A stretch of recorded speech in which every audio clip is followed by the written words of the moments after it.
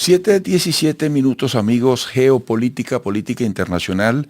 El Tribunal Constitucional de Corea del Sur, que tiene la última palabra sobre la destitución del presidente del país, Yoon Suk-yeol, le ordenó este miércoles presentar el decreto de ley marcial decretado a principios de diciembre durante tan solo unas horas y que ha sido objeto de la crisis interna vivida durante las últimas semanas en el país.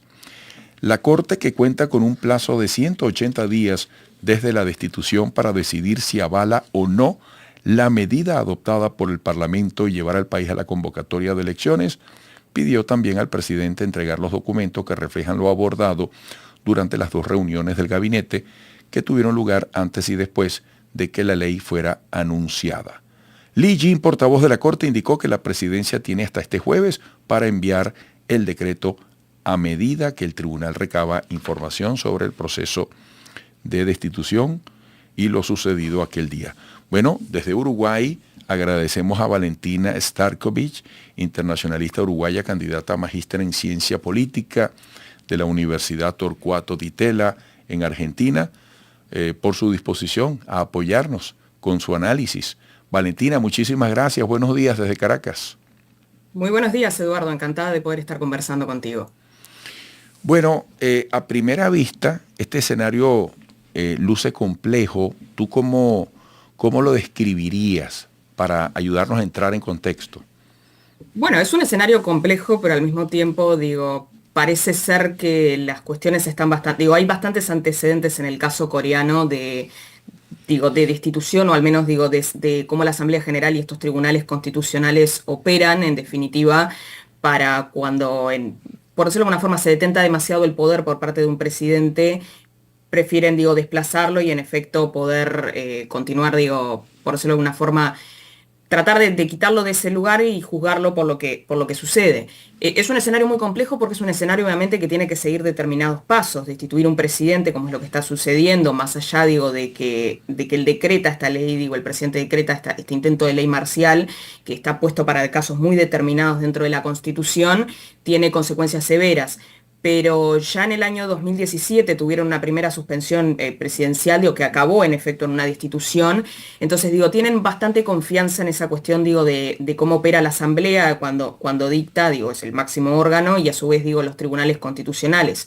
La situación que acontece hoy en día, a diferencia de lo que pasó en 2017, es que ese Tribunal Constitucional opera con 9 magistrados y está operando apenas con 6, y para, en efecto, poder tener una resolución favorable hacia la destitución total del presidente, que después trae aparejado otras cuestiones más bien de tipo legales, que pueden detentar incluso en una condena de cadena perpetua o pena de muerte, porque la situación es bastante, en ese sentido sí es bastante compleja y algo nunca ha acontecido. Sin embargo, ahora lo que se precisa, ese tribunal tiene que operar de manera unánime porque necesitan 6 votos a favor.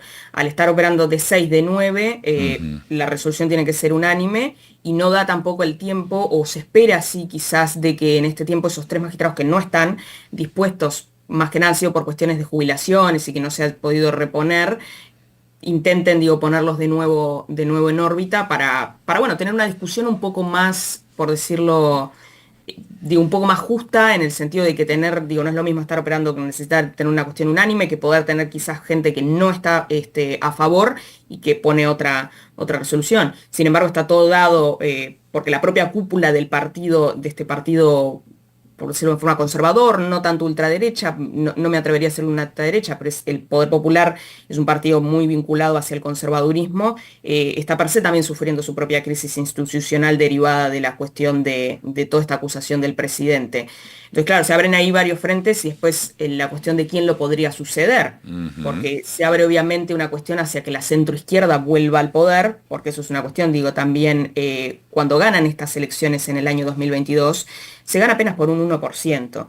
Y en estos países lo que acontece, y pasa mucho obviamente a nivel mundial, es una diferencia muy ínfima. Y hasta qué punto se habla de que Corea del Sur se estaba volcando hacia una cuestión más conservadurista, o en definitiva fue un voto un poco castigo hacia la centroizquierda. Entonces ahí sí, hay como varios escenarios, más allá de que un poco a nivel internacional, analistas y la propia, opinión pública dentro de Corea ya está diciendo que en definitiva la destitución es inminente. Amigos, estamos escuchando a Valentina Starkovich, internacionalista uruguaya, candidata a magíster en ciencia política en la Universidad Torcuato Di Tella en Argentina. Oye, qué interesante la manera tan clara como vas desglosando esto. ¿Cuáles son las razones para impulsar la destitución del presidente de Corea del Sur?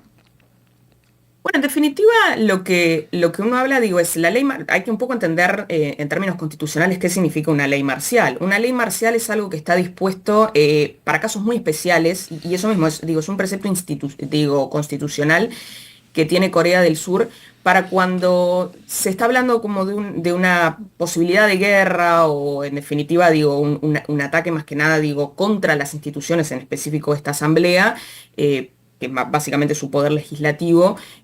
Se utiliza al presidente cuando se supone que obviamente en actuación, digo, ya sea del Consejo de Ministros, de sus asesores personales o lo que sea, está en definitiva viendo que se puede, digo, el poder y en definitiva la estabilidad del país a nivel político está en peligro, la decreta.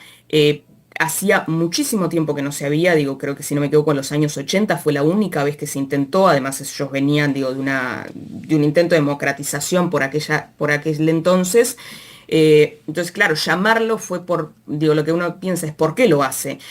Tuvo unas elecciones legislativas este año, más o menos digo a comienzo, mediados de año, que en definitiva lo único que le demostró es que el poder popular, digo, o sea, su partido no estaba tampoco siendo, digo, no tenía ningún tipo de respaldo. El sufrir un montón de bloqueos, una cuestión, digo, de no poder sacar leyes, en especial hay una ley de presupuesto, digo, que también está un poco ahí en la pelea, fue un poco lo que derivó en definitiva reconocer que va a tener que estar en el gobierno unos 3 años más y que no está teniendo ningún tipo de apoyo. Se comenta, digo, que básicamente la llamó a esa ley como fue su último recurso, a ver si en definitiva logrando eso y apostando a en definitiva poner un poco en contra del otro partido con acusaciones de un poco de intentar tener un contacto mucho más directo con Corea del Norte, que eso en definitiva al llamar esta ley marcial iba a lograrlo. No logró ningún tipo de apoyo, digo, en definitiva la muestra está de que apenas duró unas 6 horas, digo, escaso, incluso las personas consultadas muchas veces más allá de las revueltas que estaban en la zona, hay personas, digo, alrededor del país que no tuvieron ni siquiera idea de lo que estaba sucediendo. Entonces es una persona que tiene muy poca popularidad, en definitiva falta, y que su propio partido tampoco lo apoya en ninguna de las asambleas y que queda céfalo también su partido.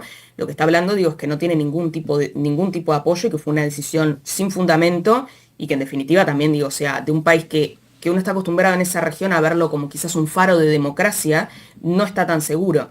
Y la manera que tienen de hacerlo, obviamente, es, digo, una condena, digo, una violación tan flagrante un poco a la Constitución, lo único que dejan alternativa es desplazar esta persona, porque no sirve, digo, a nivel político, pero también, digo, obviamente es un peligro.